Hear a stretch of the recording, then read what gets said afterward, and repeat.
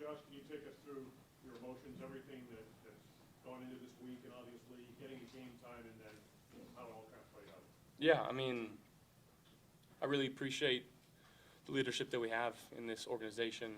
From top to bottom, everybody was there for each other. We were there for DeMar. I mean, our spirits have been high ever since Thursday morning, when we got the news. So just wanted to come out and play free, play loose, play for him. And obviously the first kickoff, and you couldn't have scripted any better, man. Like, it was pretty. That one was pretty emotional. Just the way it happened. Obviously, there's some things that we want back in this game, some things that we can learn from. At the end of the day, it's playoffs now. It's 1 week seasons. I believe we got the Dolphins next week, a team that knows us well. So we got to put our work in this week and get ready for next week. There was some speculation among a lot of us, I think, that there might be something done before the game, like the teams coming together, and that really didn't happen. Was that talked about between the teams, or? Not that I knew of. Yeah, I mean, we wanted to be announced as a team together, and obviously we did our breakdown there, our pregame in the middle. But no, I've never heard anything about that. So what was you thinking on the kickoff? You were getting ready to go out in the field, and as you're watching him run down with the touchdown, I know you said it was something, but what was that really like for you? You know what, the truth, it was spiritual. It really was. Bone chilling, like, it was special. Josh, did you guys ever feel comfortable out there today, or do you think you're still feeling a little hesitant maybe after what happened last week? No, I think we felt comfortable. Our guys ran the ball hard, got some guys open.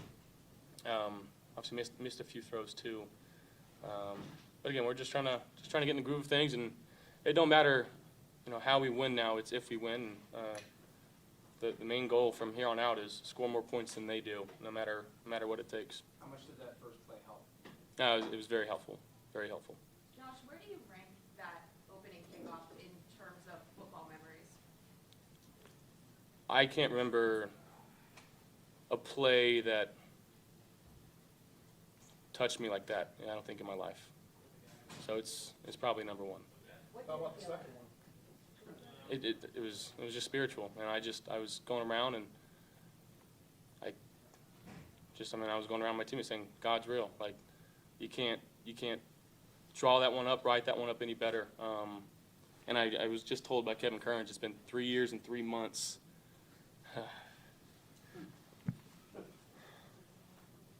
Since the last kickoff return, so it's pretty cool. Josh, we know that you guys FaceTimed him yesterday. DeMar, he was live tweeting the game too. Were you guys able to talk to him before the game or after the game? Just what has today been like? Yeah, we just broke it down. He was FaceTiming with us. He broke us down, actually, his voice. So that was cool too. He got the game ball, as well as our trainers and our training staff. So it is a good feeling in there right now, no doubt. Did they know that the Patriots come up to you and say, hey, we feel for you or anything like that? Yeah, Slater. That's a guy that's been in the league for a long time. McCourty too. They both came up and said something to me. So I really appreciate those guys for that. I don't know if you were able to take this in, but it's not common to see a stadium pretty much full before the national anthem in a regular season game. Were you able to take that in and realize how much the fans were with you guys? Yeah, that's Bills Mafia. It's the love of Western New York, the people here, and we really appreciate the support that they showed, not only us, but DeMar, as well as the entire world with DeMar. So it was, yeah. Josh, was there a greater difficulty getting ready to go out on the field and play because of the situation? I know you said that you had gotten great news, so you felt better, but this was different than any game you've probably taken the field for. Was it a little bit difficult to get your emotions in check? Well, I think a little bit. Again, sitting there, national anthem, I know some guys had some tears rolling down, and just a lot of a feeling of uncertainty of, what it was going to feel like to go back out there. But, Naheem kind of put that to rest, and our special teams helped out a lot with that. So, I think it was a pretty good complimentary football game. I know we threw 3 touchdowns and had 3 interceptions as well. It's crazy. Josh, you said that it was spiritual in your Do you think God was talking to you guys? I think he was talking to the world. you know, that the whole way, I think the nation came together and supported DeMar, and you know, we've had a lot of talks that maybe we wouldn't have had without something like this happening. So I think it's been pretty eye-opening for a lot of people. Josh, so you're pointing downfield when, you know, you threw it to John.